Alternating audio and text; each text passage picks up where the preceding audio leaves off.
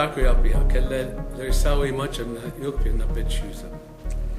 We're going to consider Indian stereotyping of non-Indians. This is a way that the Indian people stereotype non-Indians. So this is fun. This is a fun part, and it's also interesting.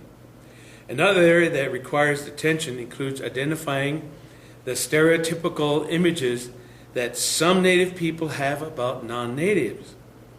Becoming aware of these stereotypes is important, especially as a non-Native professional, and you can unwillingly or unknowingly validate those perceptions, and you hinder the development of the relationship between you and a Native American. So here are some just common stereotypes that some Indian people, not all Indian people believe this way. There are some Indian people, they perceive some non-Indians as this. Non-Natives think they are superior to everyone else. Patronizing, paternalistic, ethnocentric, egotistical. Now, not all Native people think that all non-Native people are that way. This is just some of them. Number two, non-Natives force their values on Natives or force their opinions on Natives. And I think where a lot of times the Native people get this is that when I'm dealing with cross-cultural groups, you find that when a Native asks you a question, he doesn't expect an immediate answer. He'll give you the opportunity to think about it, and maybe 10, 20 minutes later, half hour later, a day later, a week later, he'll come back and say, remember when we talked about something, that thing? And then he'll answer you. And with non-Natives, when they ask you a question, they look at you until you give them the answer. And so a lot of times I give them bogus answers just to get them off my back. So non-Natives force the opinion on Natives or their values.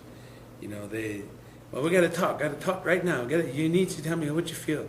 Well, I don't know what I'm feeling. Give me time to think about that. Non-Natives are prejudiced towards Natives.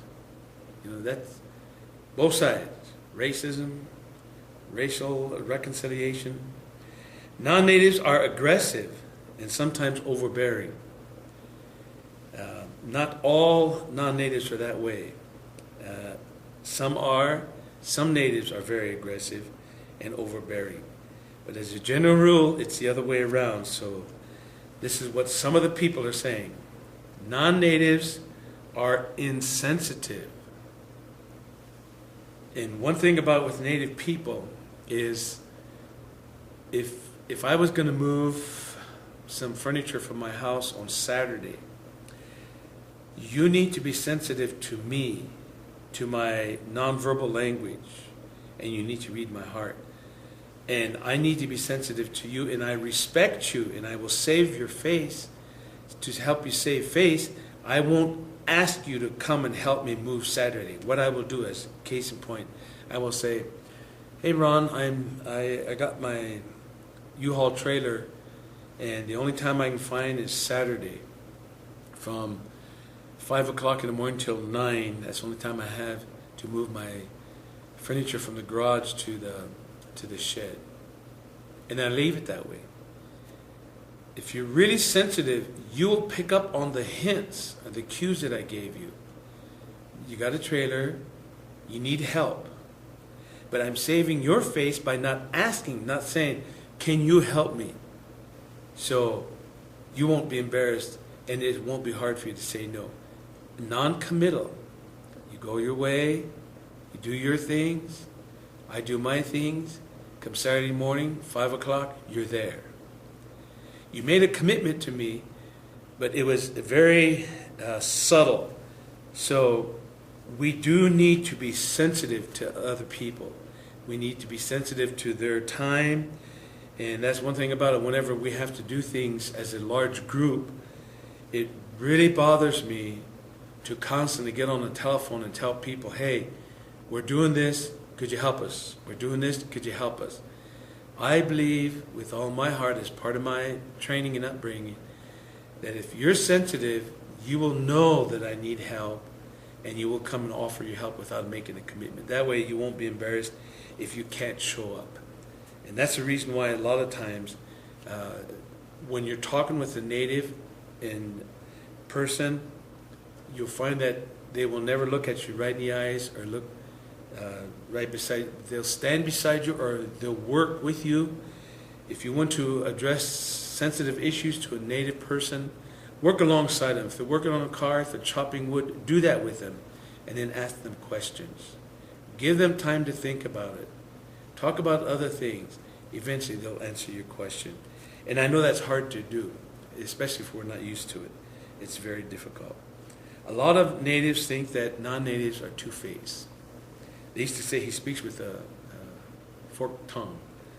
And I have found that so many times. People come to your face, they shake your hand, they're happy to see you, they're glad to see you. You think everything was perfect. But the whole time you sense in their spirit, I know my spirit does, I sense that there's something there, a question, that there's a holdback, there's something going on. I just can't quite put my finger on what it is. And you learn to read people's sensitivity, you learn to read people's heart and feeling, because most people wear it on their sleeve or on their face. So a lot of times people feel like non-native people are two-faced. There are a lot of native people that are two-faced too. They can, you always hear the comments that native people are stoic-faced. Viking warriors are stoic-faced too. You can't read their expressions. So Native Americans and Lakotas and Viking warriors are stoic-faced, and so they do have two-faced. Stoic-faced because we don't want people to read us, and then our hearts, we're just laughing on the inside.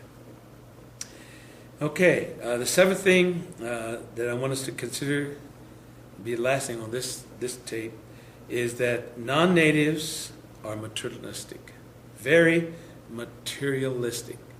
They accumulate, they want things, new, better, more, new, bigger, better, newer, bigger, better, newer, bigger, better, more, newer, bigger, better, more.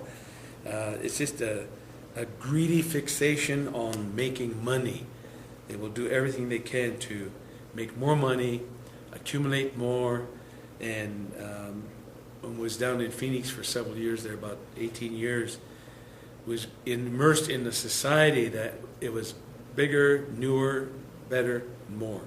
Bigger, newer, better, and more. I mean, vehicles, toys for toys, toys to put toys in, and toys to store the toys in. And there's just one thing after another.